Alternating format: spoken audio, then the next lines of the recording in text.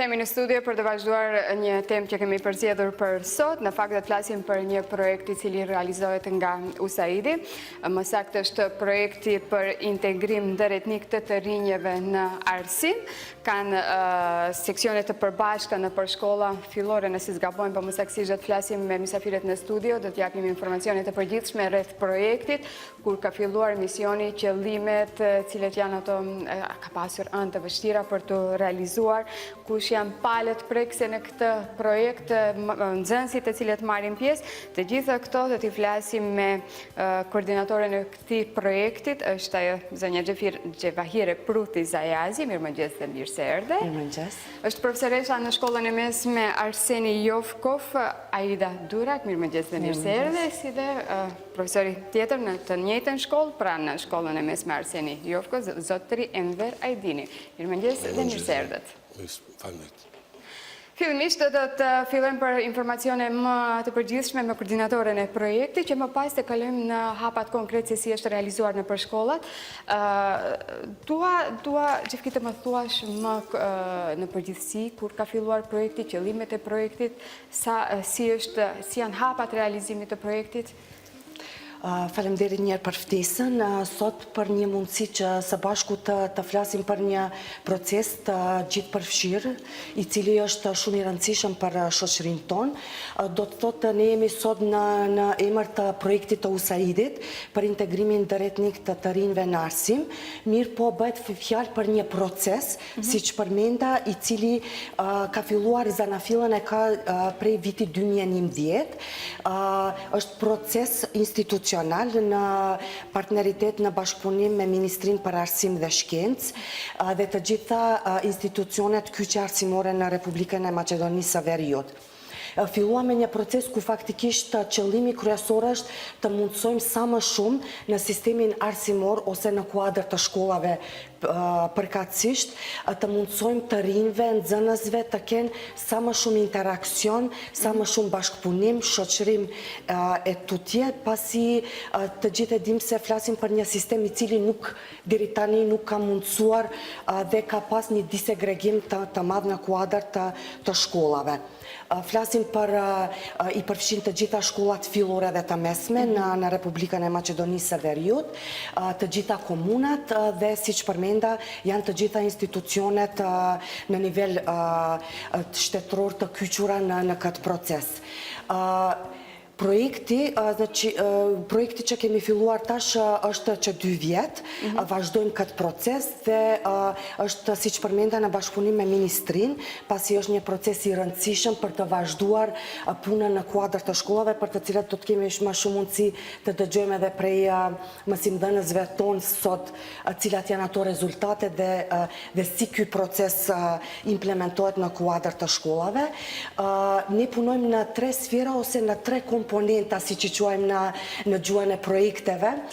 Projekti parë është, komponenta parë fokusohet në integrimin ndëretnik të rinjve në arsim.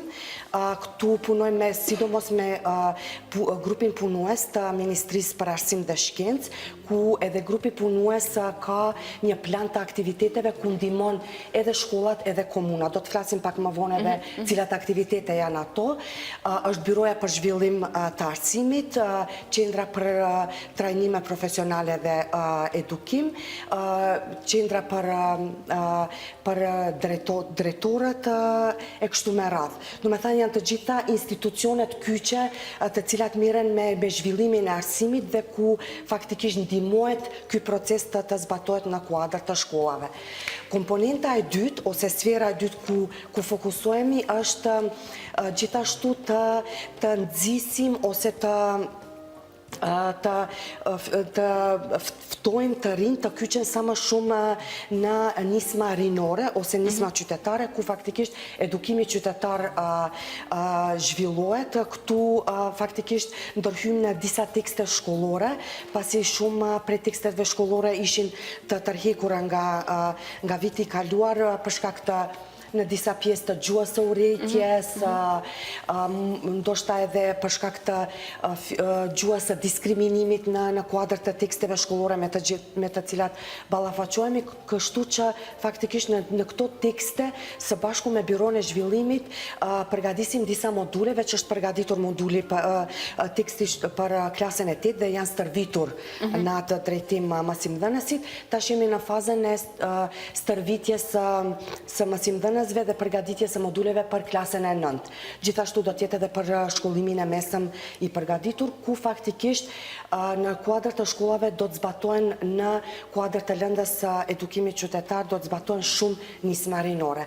Dhe pjesa e tretë ose komponenti i tretë është ku faktikisht përmirësojmë kushtet në kuadër të shkollave, është ajo për rinovimin e shkollave shumë atraktive për të gjitha shkollat. Mirë po, është një faktikisht shkollat të cilat tregojnë shumë suksese dhe janë shumë aktive në zbatimin e këtyre aktiviteteve për integrimin drejtnik dhe arsimin qytetar. Në këtë kuptim ato shkolla kanë edhe përparësi në thirrjet publike kur i shpallojmë që të fitojnë edhe përmirësimin e kushteve dhe rinovimin e shkollave. Projekti do të zgjatë deri në vitin 2022. Siç përmenda, jemi në bashkëpunim me Ministrinë e Arsimit dhe Shkencës dhe grupi punues i cili është shumë aktiv dhe përbëhet prej antarëve të gjitha institucioneve kyçe të arsimit.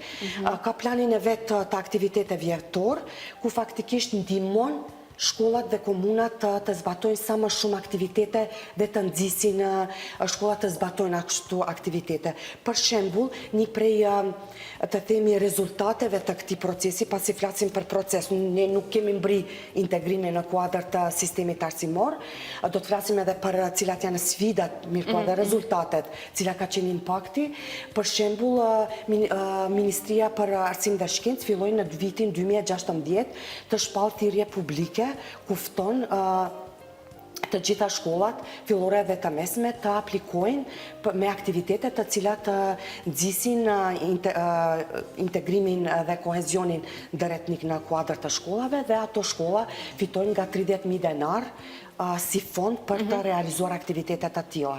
Gjithashtu në kuadër në këtë periudhë mjaft punojmë edhe me komunat, ku faktikisht mobilizimi i resurseve për të ndihmuar shkollat është shumë i rëndësishëm, pasi ky është një proces institucional dhe shkollat duhet të drejtohen tek komunat, tek institucionet, jo vetëm tek donatorët dhe organizata ndërkombëtare, të kenë resurse ku me të vërtet do të ndihmojnë dhe do t'ju ofrojnë nxënësve mundësi të kenë sa më shumë shoqërim, interakcion mes tyre e kështu me radhë.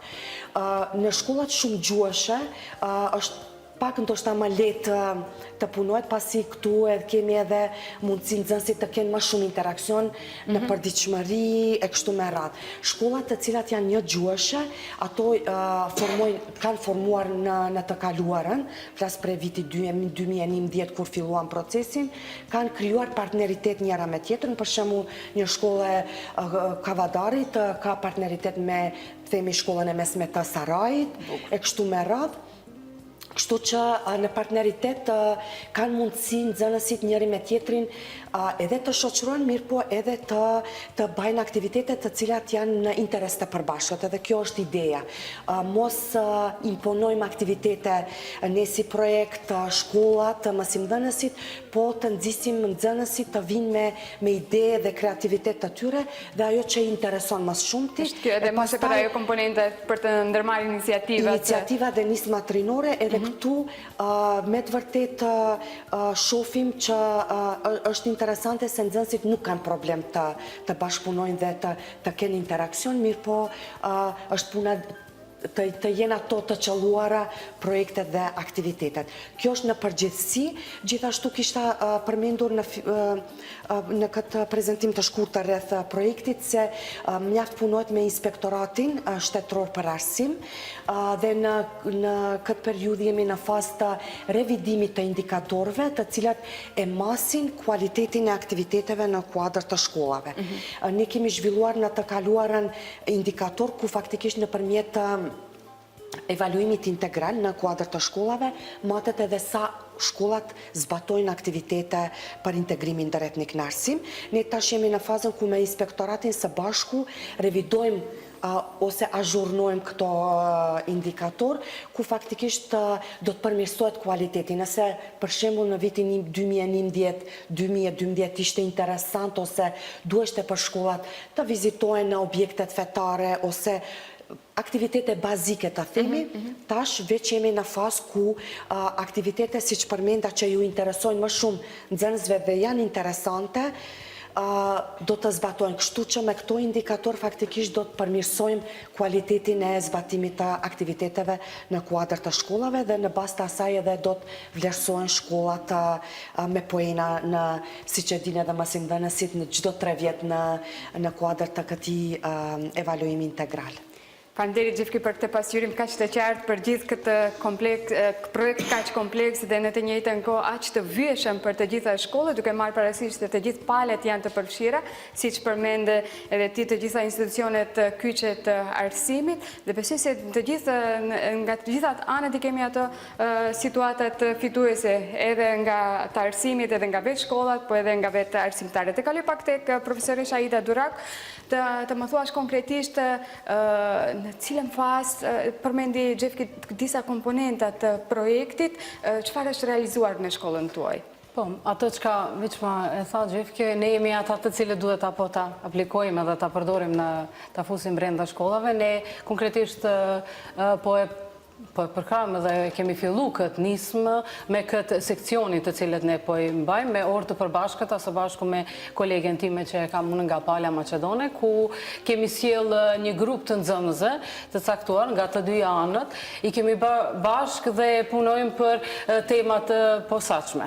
Është interesante apo vetëm jo fakti që ka po i sjellim bashkë, por është një gjë mjaft e re, si për ne, profesorët ashtu edhe për nxënësit, dhe deri tani kemi hasur në shumë suksese dhe jemi të kënaqur, por sidoqoftë nuk mund të them se kishim apo atë frigat tona, atë ndoshta rezistencës të themi nga ana e vetë nxënësve, se ishte një gjë e re që të jemi me një hapësirë, me një klasë të themi, ku do të kemi nxënës nga të dy anët, edhe pse ata janë të një shkolle, po ndoshta asnjëherë nuk janë takuar, ndoshta asnjëherë nuk kanë komunikuar, po kjo ishte një hap shumë i mirë, apo në fillim them se ishte pak ndoshta më vështirë derisa u njoftuan, derisa e panë se është një gjë mjaft pozitive që të punohet bashkë me nxënës nga të dy anët, po kur veç më të i kaluam të themi atë apo barierën e të njoftuar dhe të mësojmë me njëri tjetrin, që duhet të jemi afër njëri tjetrit, atëherë veç më filluam me një sekcion me disa tema mjaft interesante, të cilët i punuam bashkë, ku i angazhuam nxënësit që të bëjmë foto të ndryshme. Kjo konkretisht ka e keni ju përpara është një foto interaktive, ashtu e thirim, këtu e kemi thjesht në formën e fotos, po ishte detyra e tyre që të shkojnë në për qytet. Konkretisht e kemi fjalën këtu për ndotjen, që është një gjë apo në muajt apo të dimrit që është mjaft e kemi të pranishme edhe në qytetin tonë për fat të keq, dhe duheshte që konkretisht sa i përket kësaj që të shkojnë të gjejnë disa foto që do ta sjellin më mirë këtë pasqyrën e ndotjes apo të gjitha temave tjera të cilët duheshte të përfshihen këtu. Po çka është më me rëndësi është se duheshte së bashku të dyja palët që të shkojnë dhe të bashkëpunojnë me njëri tjetrin, të gjejnë të gjitha elementet të cilat duhet të futen këtu, të punojnë në tekstet, apo.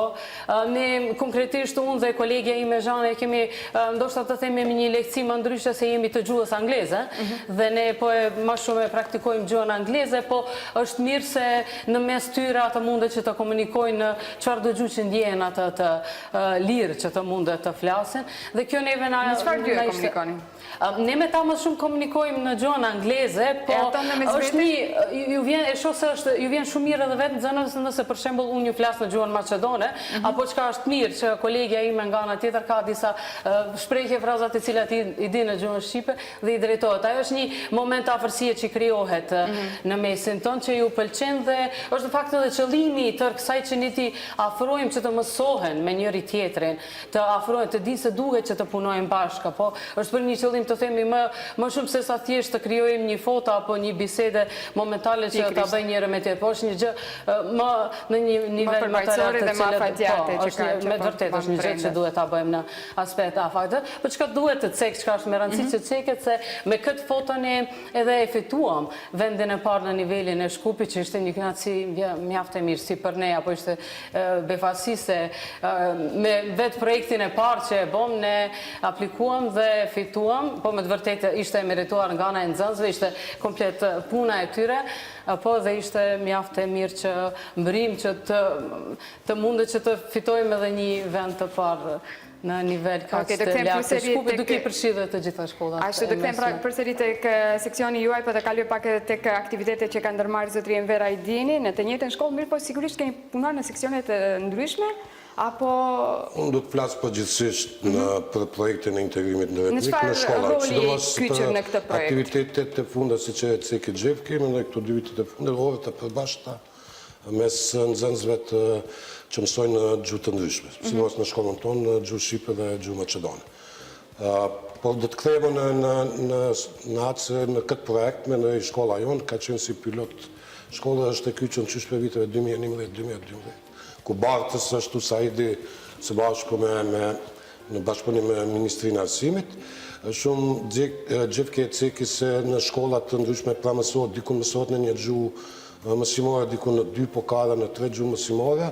Në atë koneve, mendoj ishte filluam, startuam në integrimin në vetë shkollën, mi po edhe mes shkollave, mes qyteteve, kështu dhe ishim partner shkollë me një shkollë ekonomike të Manastirit, ku atje ishte mësimi vetëm në gjuhën maqedone.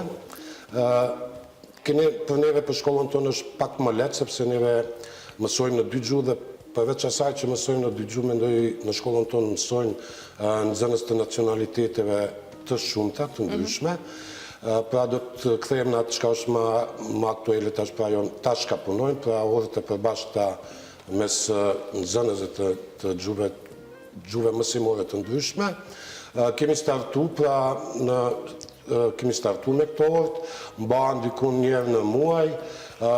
Për fillim kemi startu vetëm në Triland, edhe pse më vonë do të jetë obligative të themi edhe për të gjitha landet tjera, mi po startuam sidomos në landën edukatës fizike me aktivitete ndryshme sportive, formimin e ekipeve të përbashkëta sportive dhe normalisht garimi atyre ekipeve të përbashkëta me shkollat të tjera.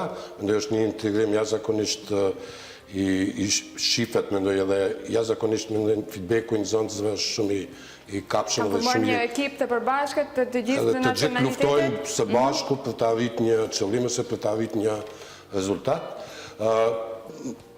Përveç profesorët të edukatës fizike janë kyçur në orë të përbashkëta dhe arsimtarët të gjuhëve të huaja, jo vetëm të gjuhës angleze, po jemi të kyçur, unë jap në shkollën time jap landën e mësimit praktik, pra jemi të kyçur edhe neve që ligjerojmë në këtë landë. Bashkë dje, dhe është frish, është dje kemi pas atë orën e përbashkët mes nxënësve që mësojnë në gjuhë maqedone dhe nxënësve në gjuhë shqipe.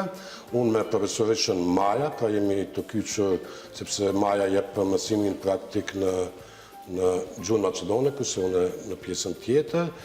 Është interesant sepse neve me metodat ndryshme nxënësit edhe i grupojmë ashtu edhe grupimet të janë, mos të jenë të një nacionaliteti, por grupimet të jenë të përzjera, pra grupet, formimi grupeve në vetë mbajtjen e orës të mësimit. Normalisht është interesant se dhe detyrat, sepse neve punojmë ushtrimet të ndryshme, jemi mësim praktik, sidomos nga landa e kontabilitetit, ushtrimet i përpiluam ashtu unë me Majën, mendoj ku një ushtrim pra një detyre shënuam në gjuhë maqedone, me një tjetër në gjuhë shqipe, pra u bua ashtu një kollash pra i gjuhëve, pra që edhe nxënësit ashtu e pranuan, pra kishin mundësi pra të shohin se vetë punimi pra nuk është përpiluar vetëm një gjuhë, po është në 2 gjuhët. Edhe në vetë faktin nxënësi si ndalë, sidomos neve punojmë me llogari kontabiliste, pra e kishte shansën, pra e kishte llogarinë dhe e ka në 2 gjuhë, pra ti mëson me njerë si është edhe në gjuhën shqipe, pra ose kundërta si është ajo llogari në gjuhën maqedone. Edhe normalisht ushtrimi kaloi jashtëzakonisht mirë. Kishte edhe përfaqësues nga Ministria si ashtu një këshilltar, ishte prezente djenorën e mësimit. Jashtëzakonisht dule kënaqën, për shkak shumë e rëndësishme se nxënësit po dalin jashtëzakonisht të kënaqën dhe po kërkojnë që këto orë të shpeshtohen. Mendoj sepse për nxënësit është vërtet një integrim edhe një gjë që ndoshta ju ka munguar, sepse mësojnë në të njëjtën shkollë, por për fat të keq shumë pak njihen shkaku i orëve që i kanë themi pamundësi, pra ora koha e lirë e tyre është për vetëm 20 minuta të pushimit dhe pamundësia është të takojnë edhe pjesën tjetër, kurse me orët përbashkëta vetë që ja shanse e tyre edhe të njihen, por edhe të shoqërohen. Është interesante se nxënësit thanë pra mbas orëve veç fillojnë pra edhe të shoqërohen edhe jashtë shkollës. Sa herë mbajnë këto orët e përbashkëta? Si është i përpiluar dhe përzgjedhja e lëndës bëhet nga ju? Është e lirë? Sa nxënës marrin pjesë? Jo, përzgjedhja është e lirë, mendoj vetëm se tash është, mos them pilot projekt, por është tash veçiri, mendoj është e pamundshme të startohet në të gjitha landet, neve kemi 15 landë, sidomos jemi shkollë profesionale, mirë po, kemi vendosur që të fillojmë me 3 landë, të para si tash edukatën fizike, kurse për vitit tashëm do startojmë me të gjitha landë, sepse është ky projekt, sa e di është projekt obligativ që çdo land duhet kyçet në këtë projekt, në projektin e mbajtjes orëve përbashkëta. Praktikisht flasim, unë nuk përmenda në fillim të emisionit për një nismë e cila filloi qyteti i Shkupit, pasi edhe kemi antar në grupin punues të Ministrisë për Arsim dhe Shkencë, i cili është grup punues për integrimin ndëretnik në kuadër të Ministrisë, kemi nga qyteti i Shkupit dhe faktikisht në nismë të kryetarit të qytetit të Shkupit Shilegov, morëm një iniciativ,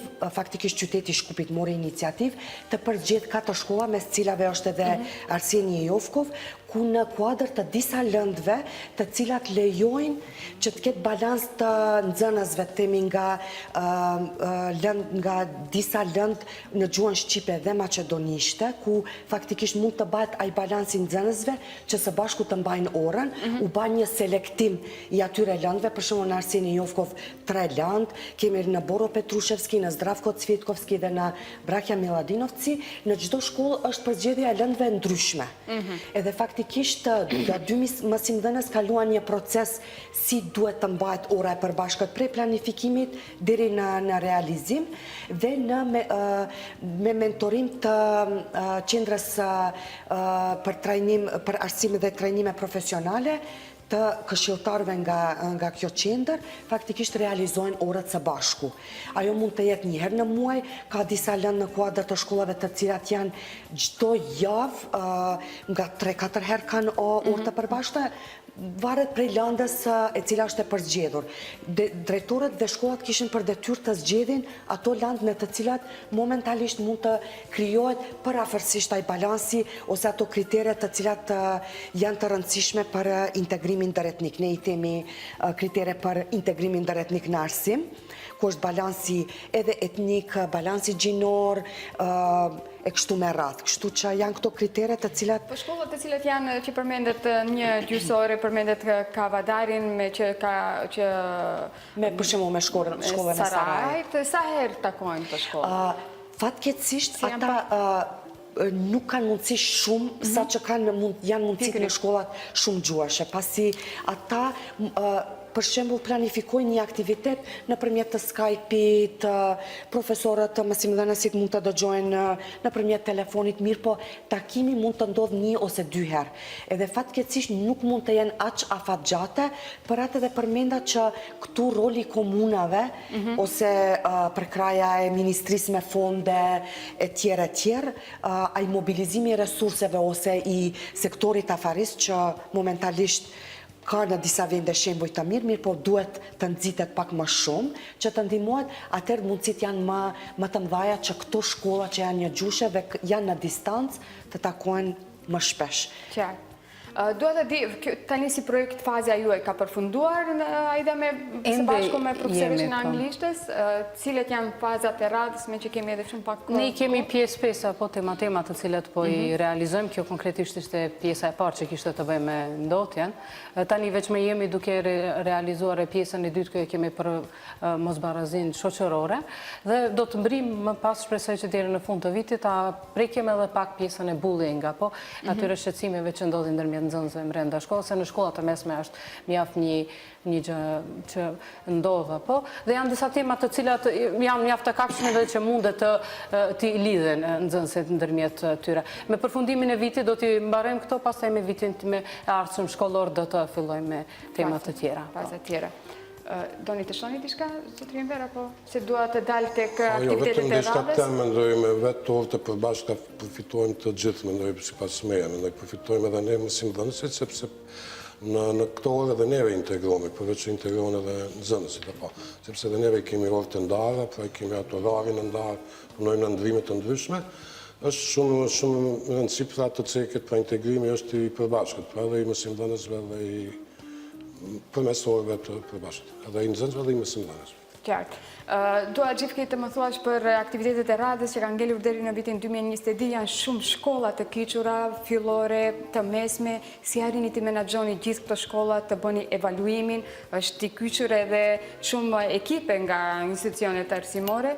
Çfarë ka ngelur deri në 22 dhe sigurisht do të vazhdojt edhe më tek i projekt, se është proces. Ideja përmenda, ne flasim për projekt, më mirë po është proces. Po, më qartë, më saktë. Pasi mbetet në institucionet dhe të gjitha aktivitetet të cilat janë të dizajnuara në kuadër të projektit deri në vitin 2022, janë në kuadër institucionet të udhëheqin procesin.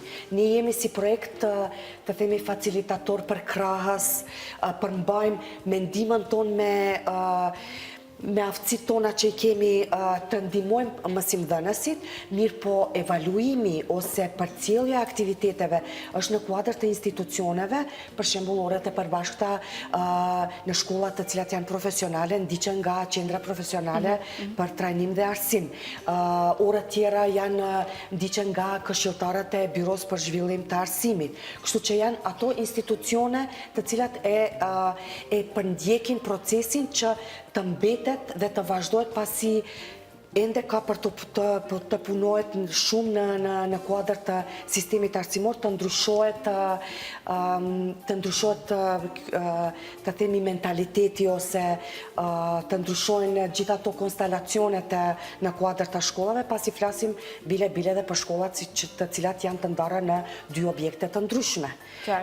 Faktikisht është ideja sa më shumë, pasi kjo është edhe në përputhje me strategjin të cilën qeveria e Republikës Maqedonisë së Veriut, veç është në fazën e përpilimit të një shoqëri për të gjithë, bile dje ishim në prezentim të draft verzionit, kështu që është në përputhje me ato shtyllat të cilat edhe pikërisht kjo shoqëri i parashikon. Sa më shumë interakcion mes nxënësve, faktikisht bashkëpunim mes mësimdhënësve dhe të ndërhyet në tekstet shkollore dhe të mos ketë diskriminim faktikisht, ku ajo do ndihmon të gjithë procesin dhe kohezionin ndëretnik në arsim. Patjetër, dhe si fund gjatë evaluimit që keni bërë, sa shkolla kanë arritur të fitojnë atë renovimin ose diçka nga duke marrë parasysh pjesë Maqedonia? Këtë pjesë në kuadër të projektit e kemi të finansuar nga ushtria amerikane, Komanda Evropiane e Ushtrisë Amerikane, dhe këtu çdo vit kemi nga 12 shkolla, të cilat i përgjithim është thirrje publike, të cilat ftohen në të është thirrje publike e hapur, ku të gjitha shkollat aplikojnë, mirë po është këtu afiniteti i shkollave të tregojnë se çfarë aktivitetesh zbatojnë dhe realizojnë, dhe ato që janë më të afta dhe fitojnë si shpërblim rinovimin. Kemi deri në vitin 2022, çdo vit do të zakonisht përzgjedhim 12 shkolla, mirë po ka mundësi edhe 2-3 shkolla më tepër të ndihmojnë me përmirësimin e kushteve në kuadrat të shkollave, kështu që të gjitha shkollat le të zbatojnë sa më shumë aktivitete dhe gjasat për të fituar renovim janë edhe më të mëdha. Sigurisht duke ditur që shumë shkolla ka nevojë për renovim në vendin tonë, janë një rast i përshtatshëm për të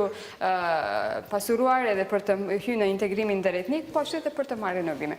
Faleminderit shumë që ishit prezent në emisionin e mëngjesit që shqyrtoat këtë projekt kaq kompleks dhe me beneficione mjaft të mëdha si për vetë arsimtarët, për nxënësit, për institucionet e arsimit, USAID në një farë mënyrë si katalizator urrëlidhse ndërmjet institucioneve kyçe. Kështu që besoj se të kemi sukses në të ardhmen dhe të vetë pastaj pas përfundimit të projektit të vazhdoni me këtë ritëm ashtu siç keni filluar. Faleminderit edhe një herë. Faleminderit për ftesën.